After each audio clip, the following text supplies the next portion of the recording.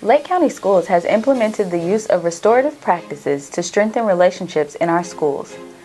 While restorative practices can be used to restore harmony when a student has committed certain behavioral infractions, the ultimate goal is to create a caring culture among all stakeholders, students with students, students with adults, and adults with one another. Restorative practices are practices that are utilized to help repair harm. There are also practices that strengthen relationships when harm is done or when we're trying to establish trust and build relationships with others. We're using restorative practices to create a common language. We're also providing support for our schools in professional learning opportunities to deepen knowledge and to embed it in our existing instructional practices. My goals when we meet in the check-in circle for them to get in touch with how their day is going and get their mind ready for the day. I've seen the motivation pick up with each kid. I've seen them ready to work and see their drive. A culture that urges students to work hard in school and to do well academically is important.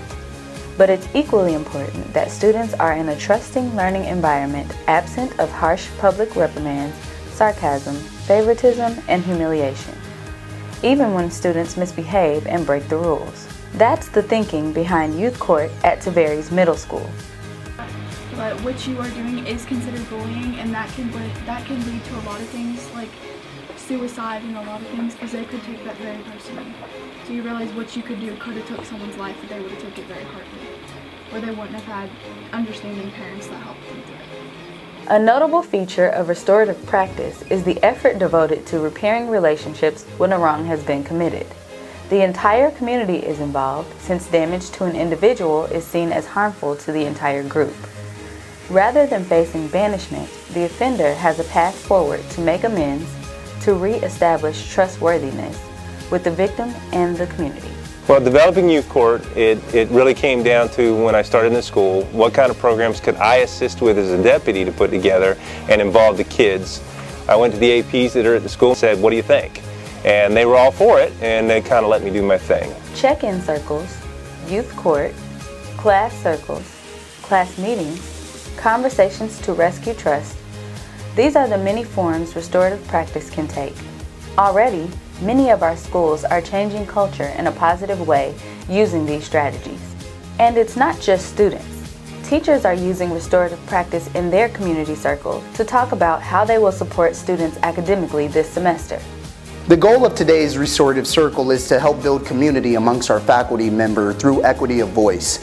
We believe that all of our voices deserve to be heard. However, we must create a structure to provide equity amongst all of our faculty members. It's really helped build community at Leesburg High School and helped build trust amongst administrators and the teachers, because it's very powerful when an administrator comes in and apologizes to his staff for something that he or she may have done. For example, earlier this year, we had an assembly that was a little more impromptu than some of our faculty members would have liked. At the next Jacket University, we started off with an apology and just said, hey, we apologize, we know that this kind of happened short notice. We gave the background reason and they understood. But again, it was very powerful just having the principal willing to admit his mistake in front of the entire faculty. We look forward to having many more schools come on board and incorporate restorative practices for their students and staff. When we build community and repair relationships when harm has occurred, we believe we will see a decrease in the need for suspensions and expulsions and an increase in student achievement. A caring learning environment is a thriving learning environment.